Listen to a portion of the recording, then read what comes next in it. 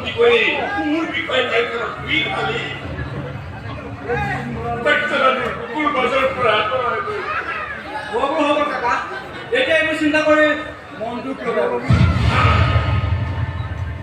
এই জয়লালৰ মন বেয়া হ'ব নোৱাৰে এই জয়লালৰ মন সদায় ফূৰ্তিত থাকিব লাগিব আৰু চালা মই মোৰ মনোৰঞ্জনক পুনৰ উভতাই আনিম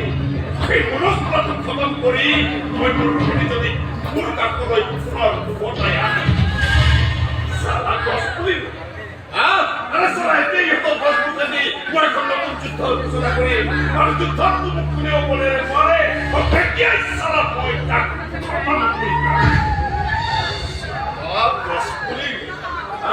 এতিয়াই গছ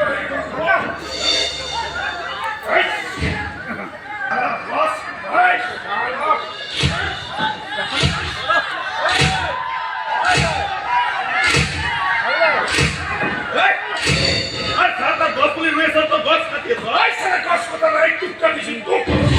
বর্তমান ক্ষমতারই সময় মোর বড় খবর যাই বলে তো গছ দাঁড়িয়ে আছে মুখ দাদা মোৰ ভৰি যদি কোলোৱাই নিবলৈ তই সাহস কেনেকে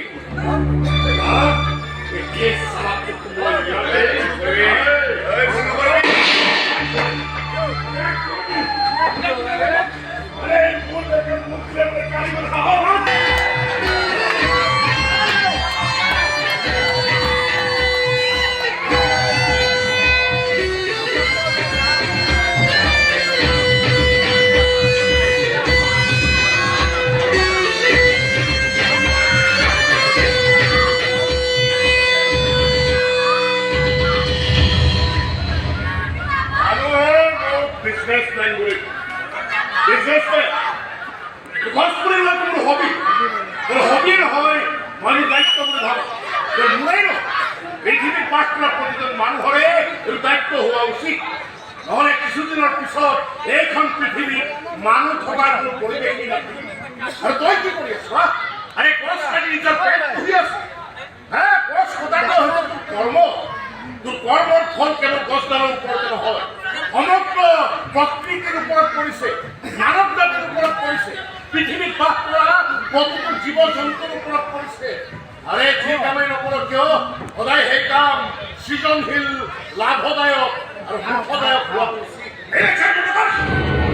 এইবিলাক পেঞ্চন মোৰ আগতে গোলাপ পাই ফৰেষ্ট ডিপাৰ্টমেণ্টৰ অফিচাৰ মোৰ আগতে আমি হিন্দুকালি ঘাঁ খাই থাকিব আৰু চালাক মুখে কৰি লেখা আৰে তহঁতৰ দৰে চোৰাং বেপাৰীবিলাক ট্ৰেক্টৰৰ পিছত লাগি থকা প্ৰদূষণে ট্ৰেক্টৰ চলোৱা মানুহকেইটাই দেশ চলাইছে ডিপাৰ্টমেণ্ট চলাইছে কেতিয়াবা চলাৰ একবাৰ ইচ্ছা হয় এফালৰ পৰা উলিয়াই চবকে খতম কৰি পেলাম ইয়াৰ এটা নহয় দুটা কাৰণ প্ৰথম কাৰণ বোলে গছ কটা হাত লৈ চিৰদিনৰ কাৰণে ধুনীয়া কৰিলো ভৱিষ্যতে গছ কাটিবলৈ তই আৰু কেতিয়াও হাতত উঠাৰ কৰি ল'ব নোৱাৰা আৰু দ্বিতীয় তোৰ ভনীয়েৰক কি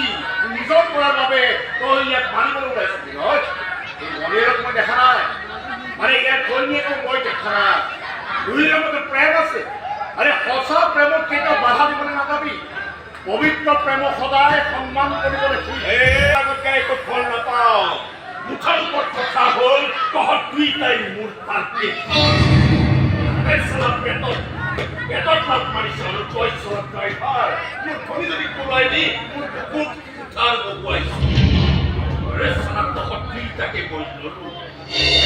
এদিন তহঁত দুইটা মোৰ হাততে খতম হবি নাপাহৰিবি আৰে ভয় খুৱাইছ ভয় খুৱাইছ আন্ধাৰত ভয় কৰি চকু মুদি থকা মানুহ মই নহয়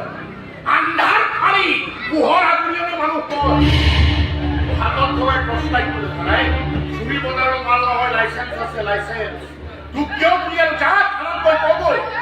ডাক্তৰৰ ওচৰলৈ গৈ লাভ নাই পুলিচ ৰিপৰ্ট নোহোৱাকৈ ডাক্তৰে তোক ট্ৰিটমেণ্ট নকৰে ডাইৰেক্ট থানালৈ যা মোৰ নামত কেছ ফাইল কৰ তাৰ পাছত চৰা ময়ো চাম তোক কোনে কেনেকে বচাব পাৰে